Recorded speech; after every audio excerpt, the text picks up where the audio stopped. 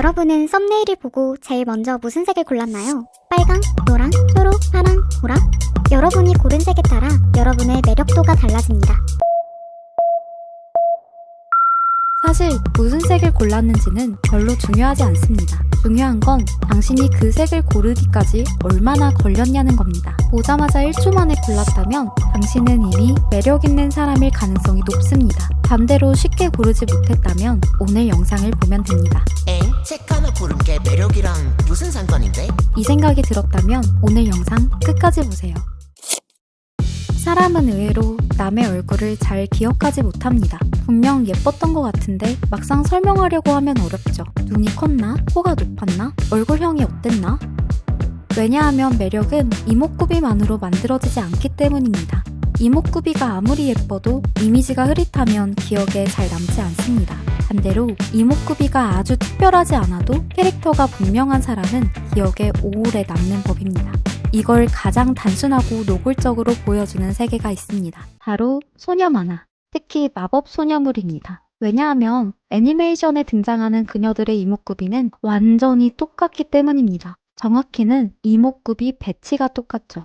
물론 실눈이나 고양이 입처럼 극단적인 특징이 있으면 다르겠죠. 하지만 그런 경우를 제외하면 미소녀 캐릭터들의 얼굴은 대체로 비슷합니다.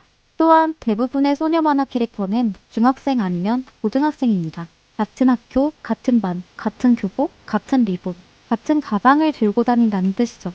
하지만 교복을 입고도 개성을 드러내야 하는 게 그녀들 인생의 사명입니다. 그렇다면 어떻게 개성을 드러낼까요? 답은 컬러입니다. 정확히는 상징색입니다. 같은 교복을 입고 있어도 머리색, 신체색, 리본색, 전신 후 의상색이 다르면 완전히 다른 캐릭터가 됩니다. 변신씬은 단순히 옷을 갈아입는 장면이 아닙니다. 이 캐릭터는 이런 색의 사람이라고 공식적으로 선언하는 장면입니다. 색은 말보다 빠르게 캐릭터의 분위기를 알려줍니다. 사람은 색이 가진 분위기를 어느 정도 비슷하게 받아들이는 경향이 있습니다. 빨강을 보면 뜨겁고 강렬하다고 느끼고, 파랑을 보면 차갑고 침착하다고 느끼고, 노랑을 보면 밝고 가볍다고 느끼죠. 찢어진 눈매에 파란색 머리 캐릭터가 등장하면 우리는 또 무의식적으로 생각합니다. 얘는 조금 까칠하겠구나. 그리고 높은 확률로 공부를 잘합니다. 캐릭터 분계, 즉 캐붕의 사례도 한번 살펴보겠습니다. 하늘색이나 보라색 머리에 차분한 이미지의 캐릭터가 매일 아침 토스트를 물고 지각이야! 라고 외치며 뛰어나오는 것은 잘 어울리지 않습니다. 어쩌다 한 번이라면 의외의 허당미로 받아들여질 수 있습니다. 하지만 그것이 반복되면 누군가는 자연스럽게 생각하게 될 것입니다. 이런 건 신비로운 누님 당당히 아는데? 색은 그 캐릭터의 인생 태도입니다. 색은 그 캐릭터가 세상에 등장하는 방식입니다. 색은 그 캐릭터가 어떤 방에서 살 것인지, 어떤 옷을 입을 것인지, 어떤 향기가 날 것인지까지 암시합니다. 예를 들어 보겠습니다. 제가 생각하는 색깔별 캐릭터의 이미지에 대한 묘사입니다. 편의를 위해 분홍색과 빨간색 계열의 주인공 캐릭터를 핑크라고 부르겠습니다. 핑크는 소녀 만화에서 뺄래야 뺄 수가 없죠. 핑크 없는 소녀 만화는 앙금 없는 단팥빵과 같습니다. 핑크는 공식적으로 주인공이죠. 사랑, 순수함, 그리고 약간의 민폐를 담당합니다. 대표적인 캐릭터로는 이런 캐릭터들이 있죠. 핑크는 발랄한 사복을 입습니다. 롱스커트보다는 미니스커트를 입죠. 프릴이 군데군데 달린 블라우스를 입습니다. 소재는 실크처럼 차갑고 매끈한 것보다는 무광의 면에 가깝습니다. 전반적으로 설명만 들으면 굉장히 샤랄라할 것 같지만 막상 그렇게까지 샤랄라 하지는 않아요. 솔직히 말해서 핑크는 다른 색 캐릭터들에 비해서 사복 센스가 그렇게 좋은 편은 아닙니다. 물론 핑크는 공주 같은 분위기의 상징이기도 하죠. 하지만 대부분의 소녀 만화에서 핑크는 완성형 공주라기보다는 덜렁이지만 미워할 수 없는 사랑스러운 막내에 가깝다고 생각합니다. 그러니까 옷을 완벽하게 잘 입으면 오히려 이상한 거예요. 퍼스널 컬러로 따지면 봄 라이트, 봄 브라이트 계열의 색채를 가진 옷을 입는 거죠. 연한 딸기 우유색이나 복숭아색이나 아이보리색, 살구색, 그리고 밝은 빨강. 그래요. 가끔 쨍한 빨강에 쨍한 파란색을 매치해서 쌍팔년도를 연상케 하기도 합니다. 핑크 본인은 아무 잘못이 없습니다. 당연한 말이지만 캐릭터의 패션 센스는 작가의 역량을 뛰어넘을 수 없거든요. 핑크가 사랑스러운 이유는 완벽하지 않음에 있습니다. 마음이 너무 앞서서 자주 넘어지고 좋아하는 것을 너무 티내고 별거 아닌 일에도 의미를 부여합니다. 하지만 적어도 핑크는 자신이 좋아하는 것을 모르는 척하는 캐릭터가 아닙니다. 사랑받고 싶다는 마음도, 예뻐지고 싶다는 마음도, 누군가에게 특별해지고 싶다는 마음도 굳이 숨기지 않죠. 그래서 핑크는 결국 미워하기 어렵습니다. 다음은 하늘색입니다. 하늘색이 지니는 의미에는 여성성, 시원함, 무한, 영원, 천국, 상쾌함, 순수함 같은 것들이 있습니다. 하지만 제가 생각하는 하늘색은 인외의 상징입니다. 인간이 아닌 것 같다는 이야기입니다. 애니메이션에서 하늘색 캐릭터는 보통 로봇이거나 아무튼 인간이 아닙니다. 대표적인 캐릭터로는 신세기 에반게리온의 아야나미 레이 그리고 하츠네 미쿠가 있을 것입니다. 사실 하츠네 미쿠는 애니메이션 캐릭터가 아니죠. 보컬로이드는 애니메이션이 아니라고 화내는 사람이 분명 있을 거예요. 그리고 그중 하나가 바로 접니다. 하지만 오타쿠 컬처에서 하츠네 미쿠를 빼놓고 하늘색 미소녀를 논하는 것은 이상합니다. 그러니까 여기서는 예외적으로 포함하겠습니다. 같은 계열 같지만 파란색과는 완전히 다릅니다. 파란색 캐릭터는 학교에 지각하면 죽는 병이 있습니다. 근데 하늘색 캐릭터는 병이 있어서 학교에 못 나와요. 이 하늘색 캐릭터들의 이미지는 퍼스널 컬러로 따지면 여름 라이트나 여름 페일에 가깝습니다.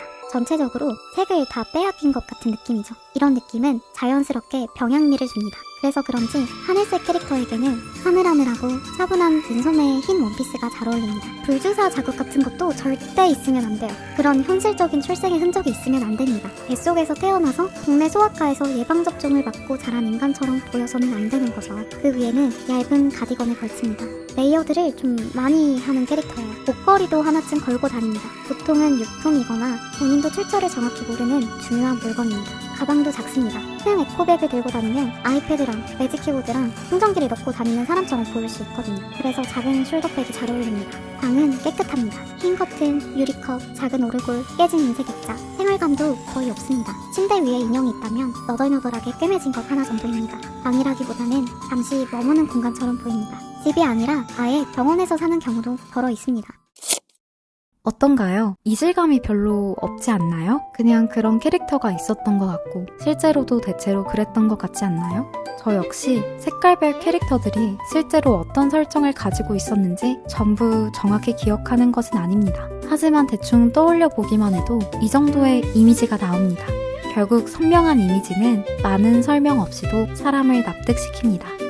색 하나만으로 성격, 취향, 방, 분위기, 들고 다닐 것 같은 물건까지 어느 정도 상상하게 만듭니다. 물론 이건 어디까지나 평면의 캐릭터에 대한 이야기입니다. 사람은 이렇게 단순하게 분류될 수 없습니다. 그러니까 나는 핑크니까 이래야 해. 나는 파랑이니까 저러면 안 돼. 같은 식으로 자신을 가둘 필요는 없습니다. 그렇지만 어떤 이미지를 가지고 싶은지 알고 있는 사람과 아무 설정도 없이 그저 예뻐지고 싶다고 생각하는 사람 사이에는 분명한 차이가 있습니다. 막연히 예쁘고 멋진 나 정도로 상상하면 금방 흐릿해집니다. 하지만 내가 하나의 캐릭터라고 생각하면 조금 달라집니다. 나를 한 명의 캐릭터만큼 세세하게 설정할수록 그 설정을 지켜주고 싶어집니다. 그리고 결국 사람은 자신이 애정을 가진 설정을 닮아가게 됩니다. 그럼 여기서 무슨 컨셉질을 매일 해야 하냐? 라고 반발할 사람도 있을 것입니다. 물론 그럴 필요는 없습니다. 자기 이미지를 만든다는 건 매일 아침마다 거울 앞에서 설정집을 읊으라는 뜻이 아닙니다. 오늘은 핑크니까 딸기 우유를 마셔야 하고 내일은 파랑이니까 차갑게 말해야 한다는 뜻도 아닙니다. 제가 말하는 것은 그런 억지스러운 컨셉질이 아닙니다.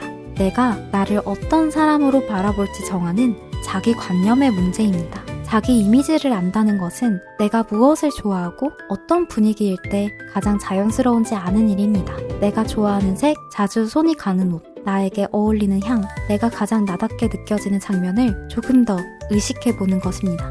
사람은 어차피 아무 설정 없이도 어떤 이미지를 풍깁니다. 문제는 그 이미지가 내가 좋아하는 방향인지 아니면 그냥 방치된 결과인지입니다.